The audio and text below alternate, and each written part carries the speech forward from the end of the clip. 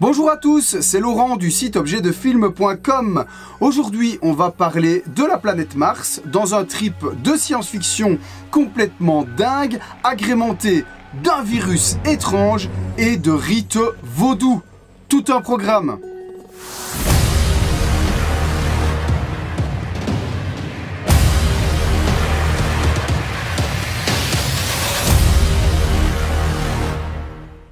Pour ceux qui ne l'avaient pas encore deviné, il s'agit bien évidemment du film Ghosts of Mars, sorti en 2001 et réalisé par John Carpenter, à qui on doit énormément de films cultes, comme par exemple Halloween, Christine, Fog, The Thing, Invasion Los Angeles, et j'en oublie sans doute beaucoup.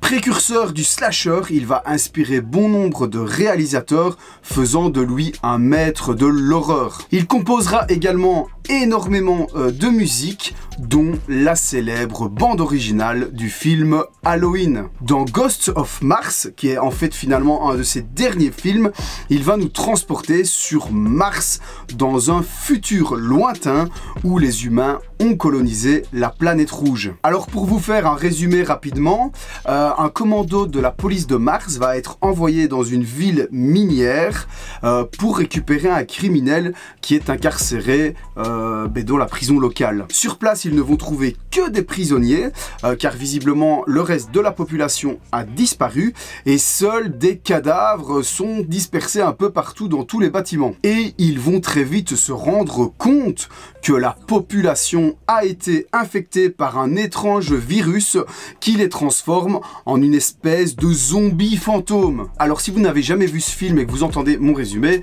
ça peut paraître un peu dingue, un peu décalé, et ça l'est en fait.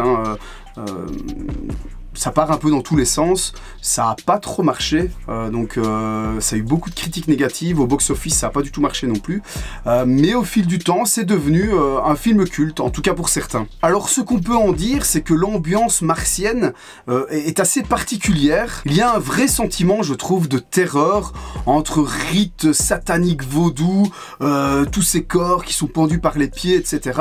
Donc il y a vraiment quand même un certain climat anxiogène. Le casting est plutôt sympa, avec un Ice Cube en dangereux criminel, Natasha Henstridge dans le rôle principal du lieutenant Mélanie Ballard, et pour finir le trio, eh bien, on retrouve Jason Statham qui est en fait dans un de ses premiers films. Et au final, alors ce n'est qu'un avis personnel, mais je trouve qu'on sort de ce film avec un sentiment finalement assez positif. Malgré quelques points négatifs, dont une action parfois trop rapide, l'histoire du virus qui est complètement tirée par les cheveux, je trouve que le film reste très appréciable. Il réussit à mon sens à mélanger plusieurs genres cinématographiques dans une ambiance futuriste et horrifique. La musique est composée par Carpenter lui-même avec des ajouts de heavy metal qui accompagnent, je trouve, parfaitement l'ambiance martienne tout au long du film. Carpenter se permet des effets gore en tout genre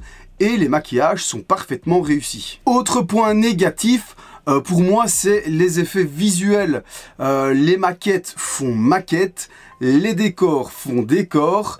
Donc oui, vous l'aurez compris, on comprend tout de suite qu'on n'est pas réellement sur Mars. En résumé, Ghosts of Mars n'est pas l'une des meilleures réussites de John Carpenter, mais il n'en reste pas moins un vrai spectacle bourrin et jouissif. Et comme d'habitude, maintenant, place à un accessoire qui vient du film.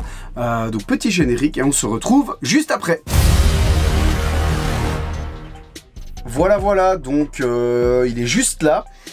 Donc c'est un casque de mineur. Donc pour ceux qui ont déjà vu le film, et je vais vous mettre quelques extraits, c'est un casque qu'on peut voir sur plusieurs mineurs. Donc tout au long du film on voit des mineurs et ils ont ce casque qui voilà a été fabriqué pour la production, pour donner un côté un peu futuriste à la chose. Je vais vous mettre des gros plans aussi comme je fais d'habitude. Donc c'est plutôt sympa comme accessoire. C'est de bonne qualité visuellement, je trouve que ça donne bien.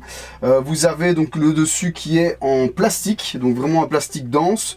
avec un effet volontairement usé. Donc on voit que c'est des traces de peinture en fait, donc c'était vraiment volontairement griffé, usé pour donner un côté un peu rouillé, etc. Donc métal rouillé, donc c'est vraiment du plastique.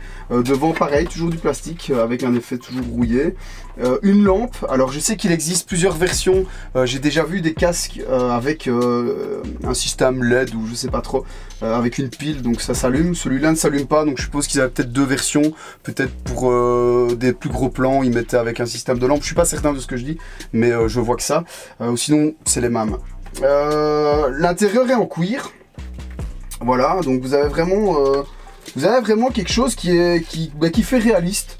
Alors il est quelque peu, un petit peu endommagé à droite à gauche, il y a quelques petits coups, mais ça reste une belle pièce en bon état pour l'âge qu'il a finalement, parce que ça a 20 ans le film, donc au bout de 20 ans c'est bien d'avoir encore des belles pièces comme ça conservées. Moi je trouve que c'est toujours quelque chose de sympa, de cool. Vous savez, moi je suis à fond là-dedans, donc voilà.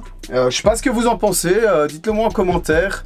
Laissez-moi un petit pouce, j'oublie toujours de vous le dire en fait, j'ai pas l'habitude de ça, mais voilà, ça fait toujours plaisir si vous vous abonnez, si vous mettez un commentaire, vous êtes de plus en plus nombreux, j'ai pas toujours le temps de faire des vidéos, donc dès que j'ai un petit peu de temps, j'en fais, j'ai plein de choses à vous présenter.